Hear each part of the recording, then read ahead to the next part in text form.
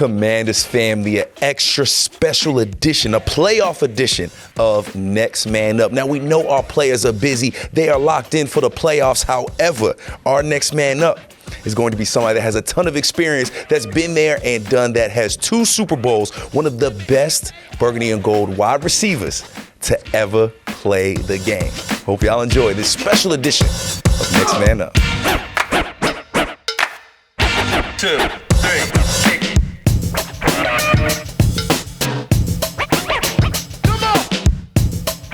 Commanders family, for our Next Man Up, we had to bring in an extremely special legend for this last one. Yes, this is the last episode as we head into the playoffs.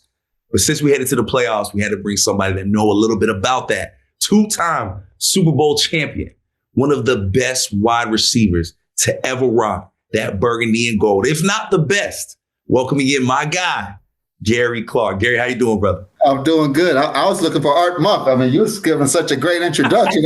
I was looking for Art Monk, then I was looking for Ricky Sanders. I was looking for all those guys that were great receivers that were quite honestly one of the best in the burgundy and gold. All 3 of you guys deserve that distinction. And it's wild to think that all 3 of you guys played together. We're going to get into that. But Gary, if you're not familiar with Next Man Up, we like talking about the man behind the helmet. So I want to start from the beginning with you, Gary, because we don't get to hear a lot from you, brother. So I want to take my time with this one to really talk to you. So let's start from the beginning, because you've had a Hall of Fame level career, and your career did not start how many Hall of Fame level careers start. You actually started in the USFL when you started your pro career, correct? I did. As did, quite honestly, a lot of NFL players started in the USFL that came over. Steve Young, Reggie White, Kevin Bryant, they played for us as running back. I mean, honestly, after the USFL folded, if you go and look probably for the next 5 to 6 years, everybody going to the Pro Bowl, they're from the USFL. I mean, so they was doing a great job of stealing college talent. Coming, they paid a little bit better than the NFL did. And the reason that I went there first, because the Redskins at the time, they had my right. They drafted me as well in the supplemental draft. So they had my rights, but initially, Washington wanted me to come in as a punt returner, kick returner, and maybe come in on third down as a receiver. And I wasn't trying to fill it. I don't mind returning punts and kicks, but at the end of the day, I want to be a receiver first and punt return, kick returner second. In the USFL, I was a 6th pick in the draft. I kind of already knew I could do everything I wanted to do there. I could return punts, return kicks, and be the primary receiver on the team. And that's what I was able to do there in the USFL my rookie season. And then you decide to go to the Redskins and make that transition. What was that transition like, going from the USFL to the NFL back then? Scary like anything else. You come into the NFL, the National Football League, which is the league, of course. I mean, hands down, it's always will be the top professional football league in the country, hands down. And I felt a little fear, so much so that I probably ran the fast 40-yard dash that I ever ran in my lifetime on 2 strained hamstrings. I was like, if I don't run fast enough, they're going to send me home. So I was fortunate. I ran like a 4.32 that day. And I had a chance to see great players on the team. I got to see Art Monk. Charlie Brown was a great receiver here for Washington at the time. They had another receiver, Calvin Muhammad, who was extremely fast receiver that they had on the team. And but I've always liked challenges, so to speak. I've always liked somebody telling me what I can't do. I'm that guy that plays with a chip on his shoulder. I like the chip on my shoulder. If I don't have one there, I'll put one there. I'll make one up. And that's the way that my whole career has been, quite honestly. I've always been supposedly too small to play, too small to be a receiver. I'm going to get hurt. I'm going to get this. I'm going to get that. So I just took all that information and utilized it as a chip to drive me to try to succeed at that position. And nobody likes sitting on the bench. Nobody likes sitting on the bench, and especially me. I had never sat on the bench before. When I came to Washington, my first 4 games, I believe I was a third receiver, which was fine, but I didn't like it. Even though you have these big names there, you still have that chip and that confidence in yourself to say, you know what, I belong on that field. I should be the number one guy, the number two guy. So you said this chip was on your shoulder forever. Does it just come on your shoulder from being an undersized receiver? Is that where that chip originally came from? Where would you say that came from? I think so, just because, because I was small. When I first came into the league in Washington, my rookie year, I weighed 155 pounds. I'm 5'9", 155 pounds, right? Which, quite honestly, I thought was fine. That's all you've ever known. But the Redskins said I need to put on some more muscle, so they got me in the weight room. D-Boy did a good job, so I got up to 174 pounds my sophomore season, and I stayed at that for the rest of my career in the league. I stayed at 174 pounds. But I felt fine at 5'9", quite honestly. Hey, and you looked good at 5'9". I believe you got over 900 receiving yards just your rookie year, even though with all of those people that were already there, the talent that was already on the roster. When you look back at that rookie year, what did you learn most about yourself as an NFL player, playing alongside some of these greats, learning through the NFL, man? What did you take back from that?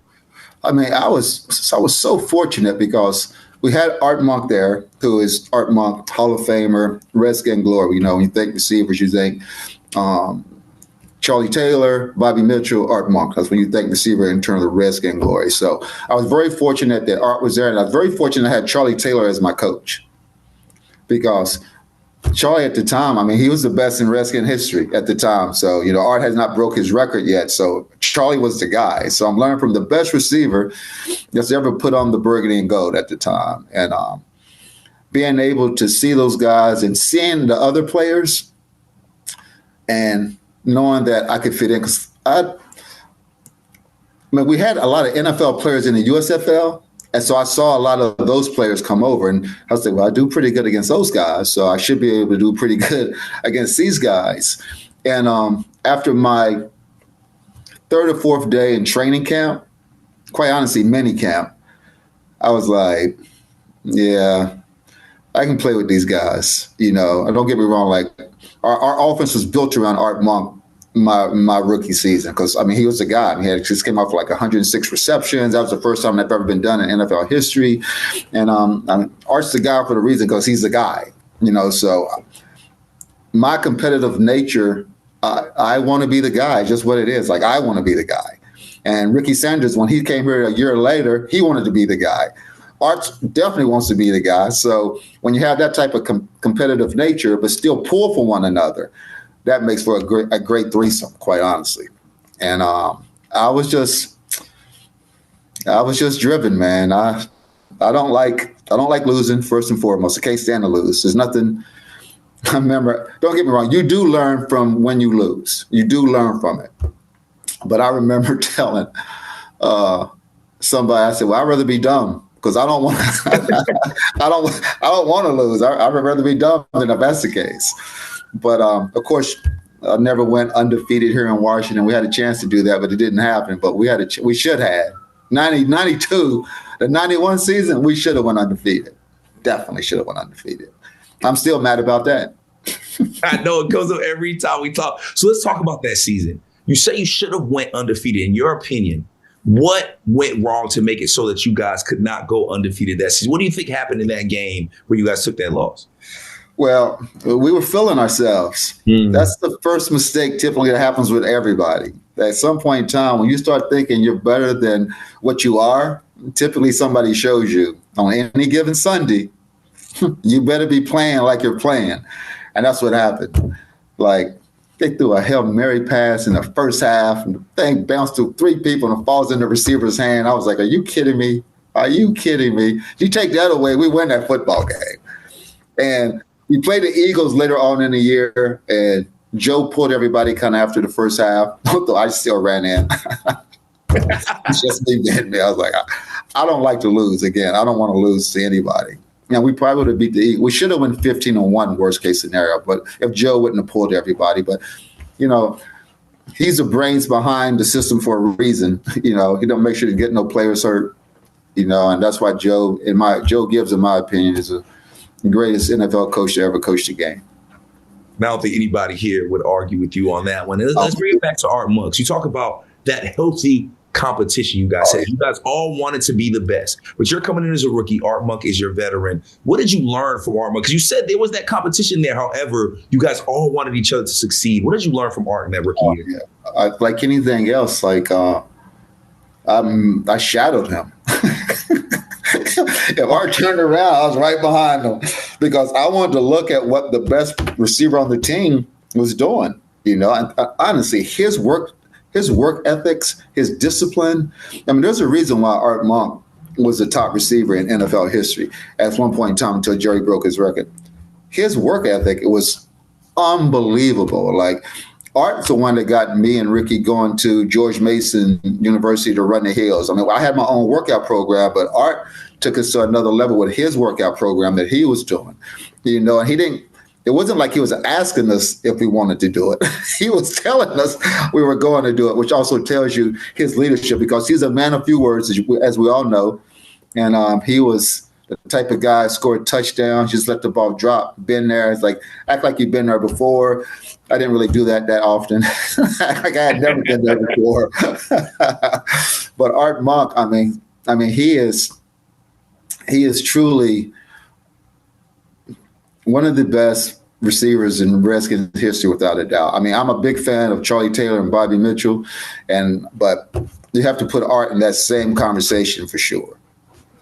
And since we're talking about Art, let's talk about the posse a little bit. Because in 1989, y'all became the second trio for all three of you guys to surpass 1,000 receiving yards. Now, it's been done a few times since, but y'all were the second to ever do it. When you look back at that, did you guys know in the moment what you guys were doing, or y'all just playing ball?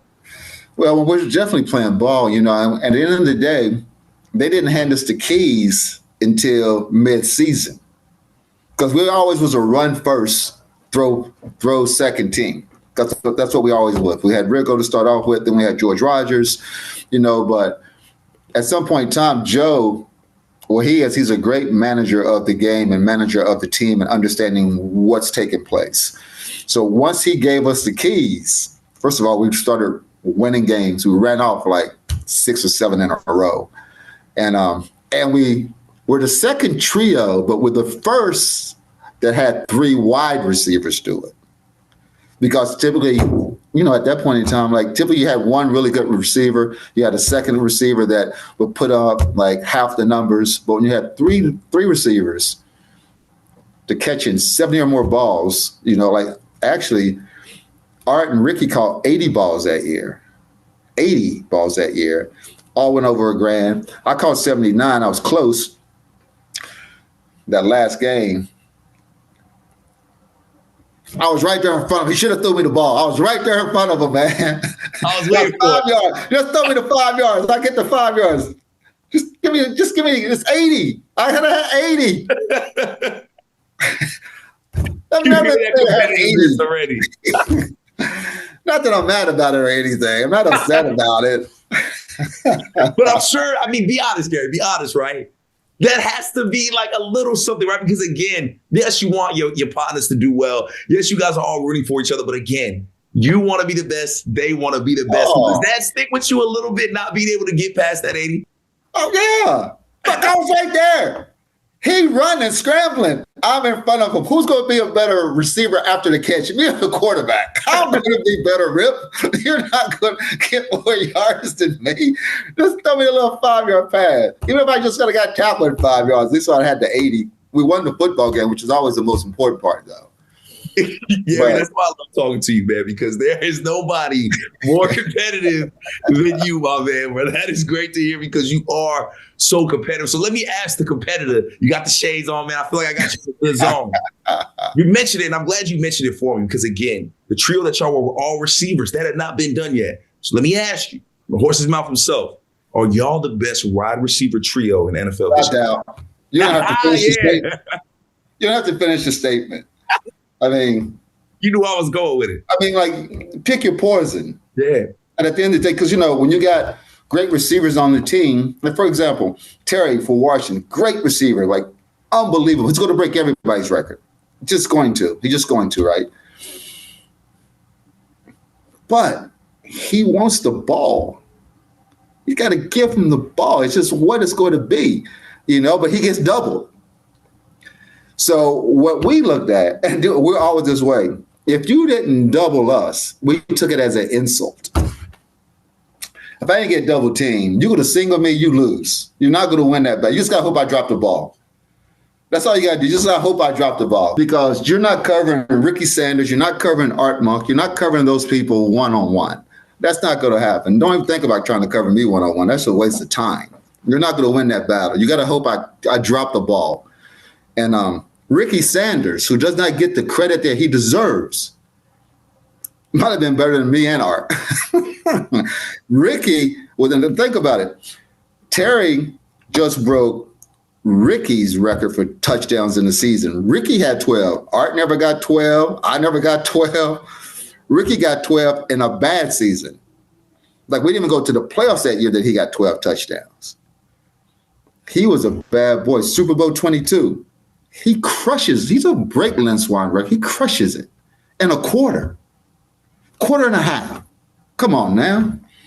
If Joe would have been like a lot of these other coaches and would have ran up the score, Ricky Sanders probably would have had 300 yards that game.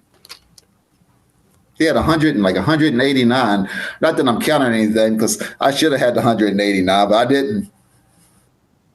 I didn't get close to it. Ricky Sanders, beast. And I'm still trying to figure out why he's not in our Ring of Fame. I haven't figured that out yet. It's just, if I need to go have a conversation with ownership, like Ricky Sanders is definitely a player who belongs in the Ring of Fame. We don't have that Super Bowl ring without Ricky Sanders in that Super Bowl. He started it 80 yards, 80-yard touchdown pass, right? We're running Charlie Tin Hitch. The defensive back for Denver on his own decided to press Ricky. It turns into an automatic fade. If he would have stayed off of Ricky, it would have been a 5-yard catch. Because he made a decision to walk up there on his own, because it was not man. Shoot. Ricky, looking back, he's like 20 yards ahead of the guy, but it's all said and done. Like, he is one of the best athletes you'll ever find in NFL history, not just Redskin history. He's one of the best athletes you will ever find, and the nicest guy in the world. Nicest guy in the world. Art was quiet, but very competitive. Like I want the ball. Give me the ball. I want the ball all the time. This is what it is. I want the ball all the time, unless we're winning and they're playing great. Because at the end of the day, I just want to win. Like, if I catch 0 balls and we win the football game, I'm celebrating. Now, if we lose a football game and I catch 0 balls, that's why we lost the football game. In my brain. Remember, I tell you, I need to have a chip. I need to make sure I always have a chip on my shoulder to make me play better. And a lot of times, that's what it was. I'm not saying that was necessarily true, but it allowed me to put a chip on my shoulder and be like, they need to throw me the ball. And then I make sure I bring the quarterbacks a lot breakfast every morning. Extra nice. They're going to know what's happening. Take them to dinner. Give them gift cards. We have these 3 guys that are juggernauts in their position, that are ultimate competitors. And I'm going to ask you for a little inside information that maybe you ever shared. When y'all 3 would get together, and y'all would have conversations in the locker room, y'all would have conversations in practice, what were those conversations like between y'all 3? Was there competitive talk within it? Oh, today I'm going to eat it up. Today I'm going to lead today. Or was it all just, okay, all 3 of us know we got to play in unison to get the job done? What was those conversations like between just y'all 3 as receivers in a receiver room? A lot of times it's really mostly about making sure that we put in the work, because there's practice and then there's practice. You practice as a team, you go through your ordinary everyday practice, right? And then when practice starts and everybody else goes in, you stay out on the field and you work on your game. You work on, like, we're route runners, so we're going to work on our route running. We got to catch the rock, so we're going to work on catching balls after practice. You got to do all those things. And we did it all as a unit because we really did pull for one another. Don't get me wrong. We pull for one another. We want Ricky to score a touchdown. We want Art to score a touchdown. Art was very, very quiet. He's just that way. He's a very, he speaks when he has something to say. Practical joker, though, in the locker room. Practical joker. But he would speak when he had something to say. Me and Ricky, Me and Ricky boys, we like talking back and forth to each other. Like we went out together. Art had a family. He wasn't doing anything. Art's the perfect role model, like the perfect role model who you want your kids to grow up to be. Me and Ricky, you want your kids to play like us. Well said. You want your kids to play like us. Don't get me wrong. Ricky Sanders is the nicest guy in the world. Joe Gibbs' favorite receiver out of the three of us, hands down. Hands down. It's not even a question. You ask Joe today, and he's going to tell you the truth. He's going to say Ricky Sanders is his favorite receiver because Ricky never gave him any trouble. Any. Like if Ricky didn't catch a ball in the game and we lost, he wasn't mad in practice the next week. I was mad. Like, don't talk to me yet. Don't talk to me until about the third day of practice. Art, get mad too. Art, at the end of the day, Art knew that he was going after Charlie. Art knew he was going after Charlie Taylor. That's the record that he knew that he was going to go after, and he did end up getting. But Ricky's just a nice guy. He's everybody's favorite guy. He's just a nice guy, but the most athletic out of the three of us. Can do any sport. It's crazy. You have all of these alpha males in one room. All of these competitors, all these winners. Yes, you talk about the nice personalities and all these different personalities. Sometimes it doesn't always work out, especially when guys want their touches. Guys want to win. Guys are hungry to be out on that field. Was there ever any times when you guys were butting heads in that wide receiver room or in that locker room on that field because of this competitive nature you guys hold? Mostly on the field. Mm-hmm. On the field, for example, one game. And by the way, Joe's a brilliant coach. He understood that you had to have fire and ice because there's times when you have to have your receiver calm. Because say we got a nice lead, you got to chill out, you got to be cool. But if we're behind, you need that fire to come in, and that's the difference between me and Art. Like if we're not playing well, I'm going after you. Ricky Sanders was having a great game. And me and Art was having an okay game, but Ricky was having a great game, a knockout game. I think it was the season that he had 12 touchdowns, quite honestly. And he started cramping up. So he took himself out of the game. Ricky's my best friend on the team. I must have called Ricky every curse word in the book. Basically telling him, be like, you get your butt. I didn't say but get your butt back onto the field right now. Go drink some water. Go get hydrated. I don't care because he was killing it. What did he do? Go back into the game, score a touchdown. Just like that. But we love each other. You know what I'm saying? Like, for example, a lot of guys, if you'd have said that, he would have held a grudge against him. But we don't look like, we're just telling each other, you can play better. Get out there and play better. We don't hold grudges. We're not mad because you're telling me I'm not doing my job, because probably I'm not doing my job. The goal is to win the football game. Win. That's just what it is. And that's what I loved about our team. That's what I loved about my teammates. And it was embedded in 99% of us. Just go out there and play to win the football game. If we win, everything's okay. Everything's okay. I don't care if I caught a pass if we won the football game, because that's the goal, is to win the football game. Because the promised land is getting the ring, getting the Super Bowl trophy. That's what wins do for you. It gets you the trophy. And holding each other accountable gets you the trophy. And clearly, you've seen what getting that trophy feels like. You felt it. You've been there not once, but twice. Let's talk about that first Super Bowl. We hear all the time about Super Bowl teams and how everything has to go right for a team to win the Super Bowl, how tough it is for a team to win the Super Bowl. I mean, they say even down to the managers, the equipment people, every single person involved has to be on point. So when you look back at that very first Super Bowl run that you guys made, in your opinion, what went right for you guys? Like, we don't panic. A Joe Gibbs team does not panic. You know, we started off slow in the first quarter, down 10-0. We don't panic. We still knew that we was going to win the football game. That's how sure we were. Calm down. We're going to win this football game. And when Ricky Sanders, that started the second quarter, Charlie 10 hitch, that guy came up. After that, it was over. we could have scored 70 points that game. We wanted to. Joe stopped throwing the ball because he's just that good. He doesn't believe in embarrassing anybody because he feels like you have to play him again at some point in time. He would not do that. But our running game was on point too. So Timmy Smith's got over 200 yards in that game, and that's his first Super Bowl. And he didn't know he was going to start until they called his name out. Coach told him like 10 minutes before the game that he was going to be the starting running back. Come on now. And he showed out. He went and showed out too. That was you got guys breaking Super Bowl records left and right. Come on now. 35 points in 18 plays. Come on now. Just give us a rock. Let us do what we do. The offensive line are telling the Bronco line what play we running. Here it come again, boy. Stop it. I'm like, this is my first Super Bowl. So I'm out there listening, right? I'm like, shut up. I'm like, I don't want them to know the play. I'm trying to score. I'm just telling them because they didn't care. Dudes, those holes.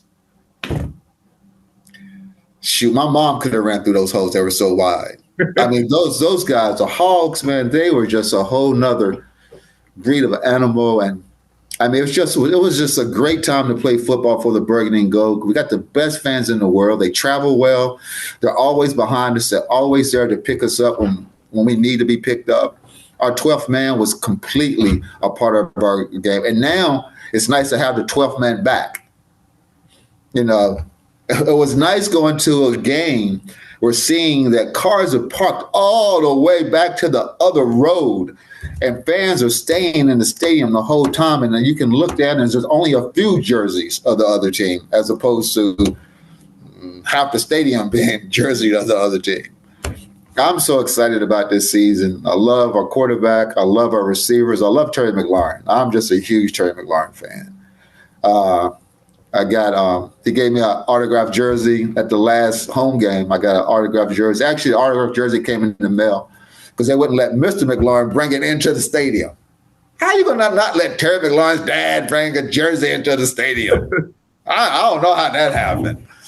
I really don't know how that happened. But I gave him one of my jerseys, and you could not ask for a better steward of the game, better face of the game. Like, his leadership qualities are off the chain. And I hope he breaks all of our records. And all of us couldn't be prouder to have a guy like that be the guy that breaks your records. That's outstanding. Imagine if it had been a jerk. I would have hated that. And Terry is he's like all three of us in one. Yeah.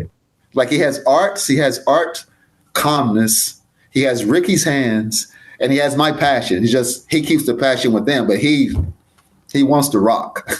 He wants to rock, And if you're not getting him to rock, he doesn't do what I do. He doesn't go out there and swear and curse everybody out. He just silently lets them know, probably with a stare, that you need to get me the ball so we can go out here and win this football game. Come on now. How you break the record?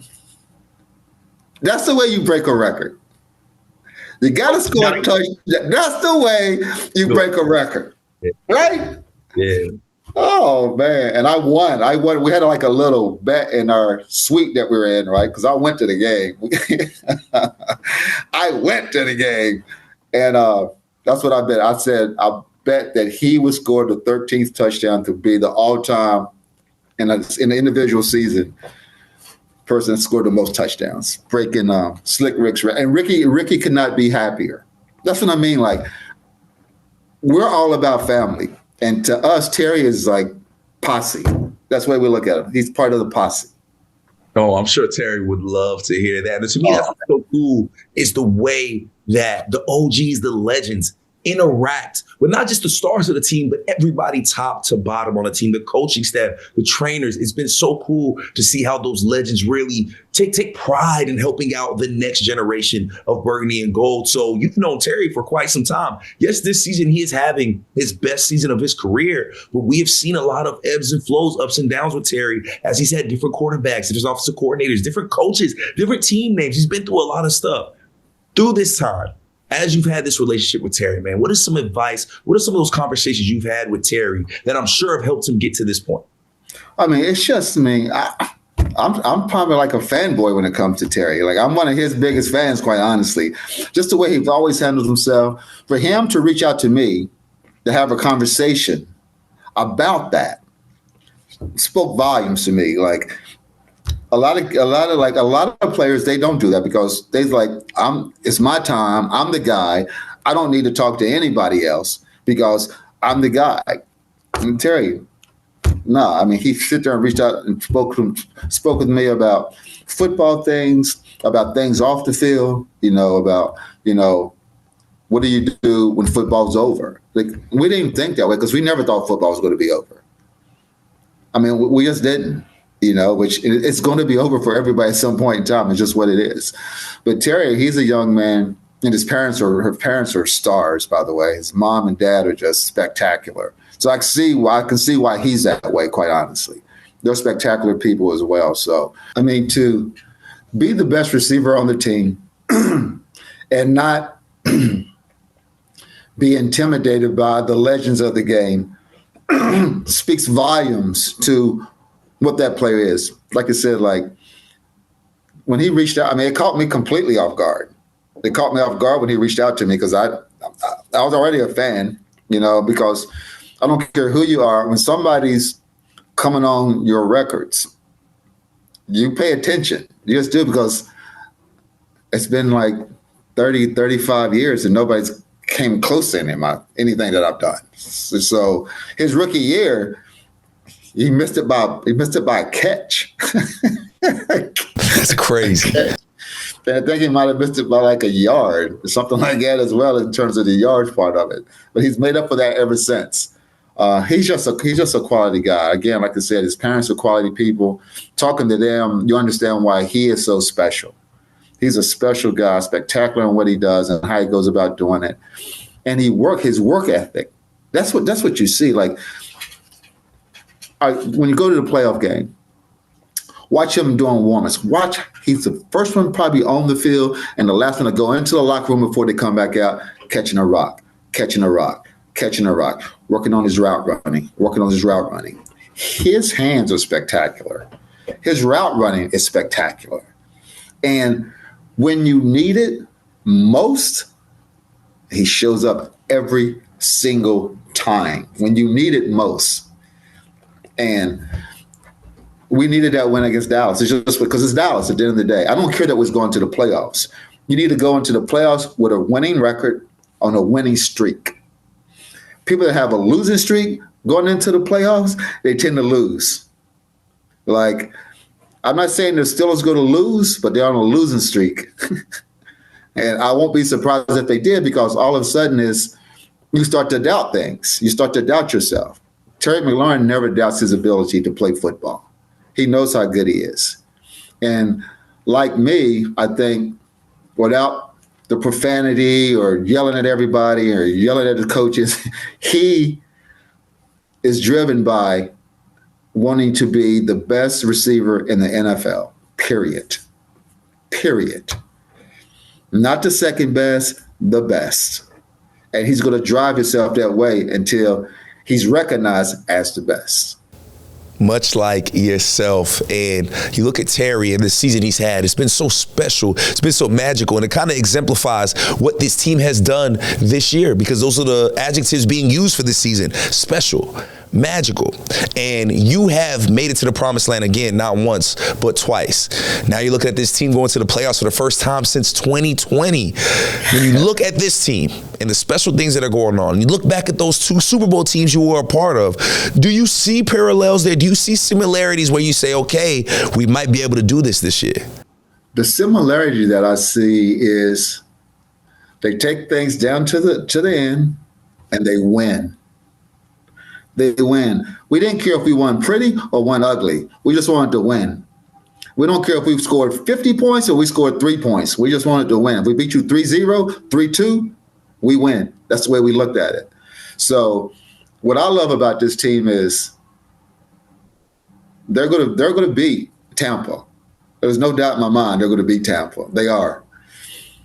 And then anything can happen. What I want them to do is to have their first playoff win, because we haven't had a playoff win in years. We're like in the teens. So if you can get to the second level, then anything can happen. Watch what happens then. And then what I want the players to see is how this city erupts when Washington football is played well. It erupts. The players, they think they have it good now. They have no idea how they're going to have it once they win that first playoff game and move forward after that. Unbelievable. And we talk about comparisons. I think that's what I've heard from the legends the most is the fan base. That the way that the fans are acting, the way that they're showing up on the road, the way that they're showing up on home seems very similar to those rock star-like days when y'all were winning Super Bowls. As somebody that's been here, that has not left, even after you retired, how happy are you to see this fan base have a resurgence and be re-energized by this team? Oh, I mean, I love it. I'm coming back on the plane today from Dallas because we were snowed in because of snow back here. So we missed our flight for a couple of days. But I was make sure I would get back here, though. I had a reason to get back here. But, dude, it's all Redskin fans on the plane. All Redskin fans. All Redskin. Maybe 10 seats weren't, because they got all their gear on. So you know what they are. They got all their gear on. You know, I must have saw about 4 Terry McLaurin jerseys, probably about 6 Jaden Daniel jerseys. You know, I mean, it's unbelievable the excitement that people have about this team. Like, come on, you go travel all the way to Dallas.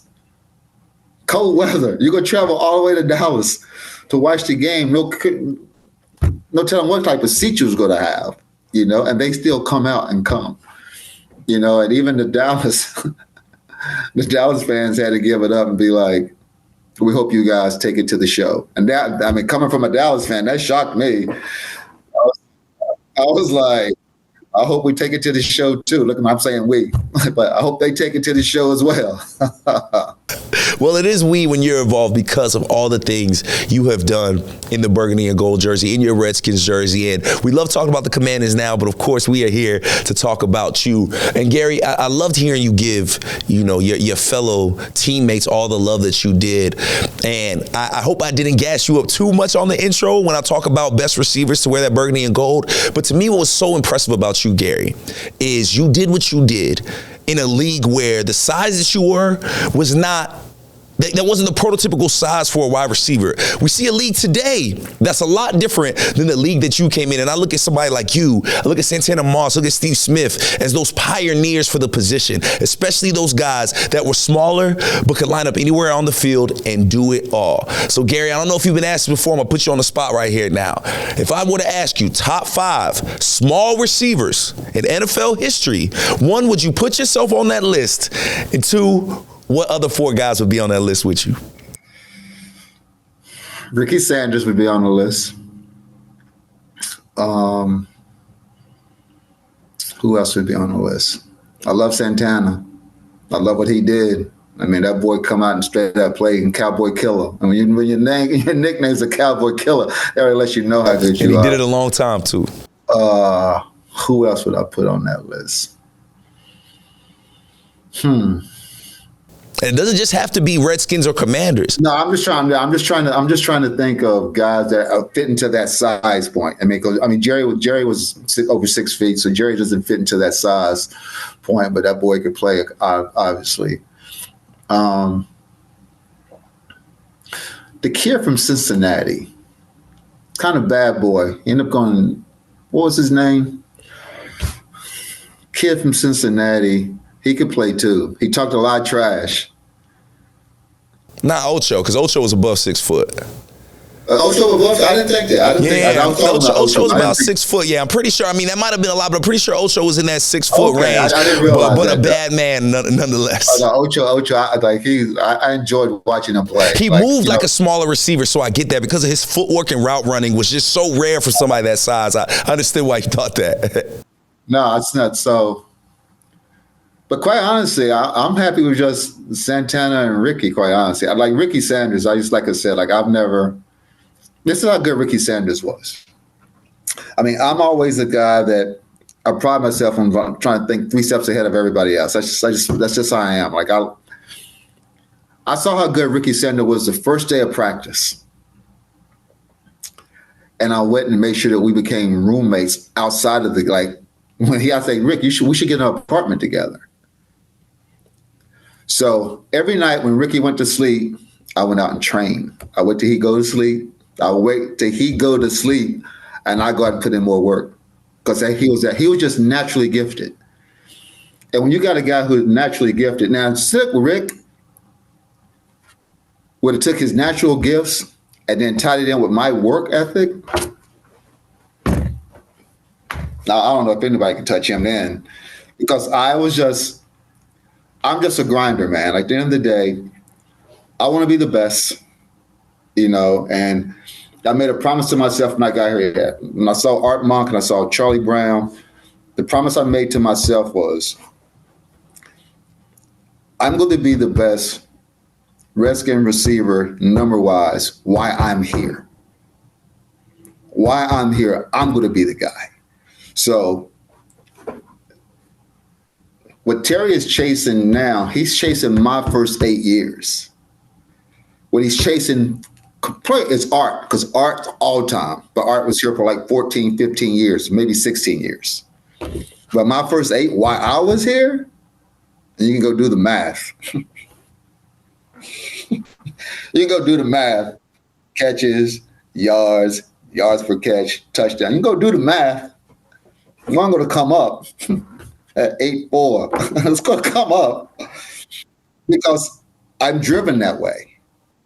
And I just from the time I was a little kid, 5.5 years old, I tell my dad I want to be a professional football player. I started training. He woke me up the next morning. My dad started me on the journey. Don't get me wrong. Next morning, 5:30 a.m., your dream just became a reality. And from that day until I stopped playing, I got up every morning, 5:30 a.m., putting in my road work till I stopped playing. The last time I stopped, I was in Arizona. I'm going on a 10-mile run. 5:30. I got to mile 5 and realized I don't play anymore. I don't have to do this anymore. I don't have a team. I don't play anymore. I stopped running right then and there and walked the 5 miles back because I was done at that point in time. There was nothing else for me to prove. I wasn't competing against anybody anymore because I wasn't playing anymore. But I wanted to always be the guy, no matter where I was at. Like, at the end of the day, like, it started off, offense was built around 81, but by the time it was finished, it was built around the 3 of us. It was built around 81, 83, and 84. And, 84 came out okay a lot of those times. Man, and Gary, man, I love that story, and I'm glad you mentioned it about you being 5 years old, telling your father, this is my dream, this is my goal, and him saying, okay, next day we are starting this dream. It's not every day that a parent or a family member believes in anything a 5-year-old has to say. But your father not only believed in you, he gave you all the tools you needed to succeed. How important was your father's belief in you, not only in 5, not only at 10, but throughout your life? How important was that belief from your father and what you were able to do on that field, Gary? Oh, that's just huge. Like, I mean, first of all, I'm a deacon's son, right? So when my dad basically kind of like when I first saw him, all he said, are you sure? It's just, my dad's like 6'5", 260, exact opposite of me, right? I'm like my mom's size, right? So, and because I was like, well, my dad wouldn't lie to me. Like, he ain't gonna go to hell. So that's the way I looked at it. I'm 5.5 years old, right? I was like, I must really be able to do this. Because then I really started making me believe in myself. I was like, yeah, my dad said I can do this then. And then Jenna's son, we lived paycheck to paycheck. My dad would always figure out a way to slip away from work, because he worked like 3 jobs at the time. He slipped away work, never missed one of our football games, any of his kids' football games, never missed it, not one. And never missed any of my professional games. Even when I went to Phoenix and Miami, never missed a home game. My dad was, I think, is the reason why I was so successful at what I did, is I saw how hard he worked, how he took care of his family, and he believed in me. I think a father's belief, a parent's belief, my mom loved everybody. She, but my dad, to have your dad believe in you when you're a boy, especially in that time, in that generation, it speaks volumes. It's a driving force today. At the end of the day, to this day, I don't like to lose. I always like to get what I want. I'm just driven that way. Like if I want it, I'm going to get it. It's just what it is. But what I am is, it may take time to get it. Like it took me until I was 21 years old before I could play professional football. That's a long time to go. And like I said, we're a blue collar family. Every other kid on my block, once they got to a certain age, they helped out with the family, went and got a job. My dad never made me get a job. He said, as long as you put in the work, you won't have to work. My first job ever was playing professional football, ever in my life. I didn't have a newspaper out. My first job ever was playing professional football. And it's all thanks to my dad believing into me, my mom believing in me as well, and for them providing me the opportunity so I could go train. That was the thing. And I felt that I owed them if I played bad, I felt bad for two sets of people. My parents, first and foremost, because they're in the crowd. And if I'm playing bad, everybody knows. My mom made sure everybody knew that she was my mom. So I was like, Mom, you might not want to do that. If I play bad, they're going to get mad at you then. And the fans. Those were my people. The fans are your boss. People don't want to believe it or not, but that's why you have a game. Because those people come out to watch you play. And they come out and support it. Those fans go away, guess what? The salaries go away, the money goes away, they stop paying you because the fans make the game. It's just what it is. So I looked at them kind of as they were my boss. I even told Mr. Cook that they were my boss. I told you, sometimes I should just shut up when I was a young player. But I told the owner, I was like, you're not really my boss, the fans are. And he kind of looked at me kind of like, okay. He didn't really know what to say. And my dad was in the locker room. That's the first time my dad had jerked me since I was a kid. He jerked me that day. He's like, boy, you do not say that. You do not say that to him. But I'm just being honest. I'm bluntly honest. That's good and bad, I guess. I'm gonna tell you how I feel. I'm just that way. I could never I'm passionate that way. If I think you're screwing up, I'm going to tell you you're screwing up. I don't care how big or small you are. And if I'm screwing up, I want you to tell me I'm screwing up. That's why I never took it to heart when people got in my face about not doing what they thought I should be doing. I looked at it and be like, yeah, you're right. I need to go back and I need to get this done. So I think if people look at it that way, you don't get an attitude when your teammates come up to you, you will play better because you don't want to let your teammates down. And it's always about the team. Don't get me wrong. I love being the guy, but it's about the team. That's why when I didn't catch a pass and we won a football game, I'm the happiest guy on the planet. As it should, because we won the football game. Winning is what counts. You go out to win, period. It's not rocket science. And people try to make it right. It's not rocket science. Our job is to go win football games. Their job is to go to Tampa and kick that ass. That's their job. That's just what it is. Their job is not to go there and lose. It could happen, but I don't think it will. Because I think they got the right leadership, they got the right coaching staff, they got the right players that they believe now. They believe now. And when you believe as a team, nothing can hold you back. Said like a true competitor, said like a true winner. 699 receptions, over 10,800 receiving yards, 65 touchdowns. In 11 seasons, Gary Clark missed 9 games. Was the first wide receiver in NFL history to start his year. I believe it was at least 50 passes in your first 10 NFL seasons. You have all of these statistics, things that you're a first of things that have never been done, never been accomplished again. Does Gary Clark belong in the Hall of Fame? That's for other people to decide. Don't get me wrong. When I finished my career, honestly, I thought it'd be a shoo-in. That's just me thinking now. Because when I finished my career, I was 7th in all-time receiving yards, and I was 8th in all-time catches. I figured I was a lock. but it took so long to get Art Monk in. Like, Art should have been first. I mean, come on, he's an all-time leading receiver. How does he not automatically go in after his 5 years? I think you have to wait 5 years before you can go in. How does he not automatically go in? He goes in like 15 years later, some crap like that. So by that time, all of a sudden now we're a passing league. We're not a running league anymore. So now, I don't know where I'm at. Maybe I'm thinking I'm like 50th, something like that. Maybe 60th all-time leading receiver in yards and receptions. So that 8 don't look so good anymore. 8 look good. 60th don't look so good. So do I think I belong in? If we'd have got Art in sooner, I think yes. But again, it's not my decision. Other people have to make that decision. I'm not going to be that guy that begs somebody to let me in. I'm just not built that way. But I think while I played, held my own. It was me and Jerry. When I played, it was me and Jerry. That's where I was chasing Jerry. I wasn't chasing anybody else. So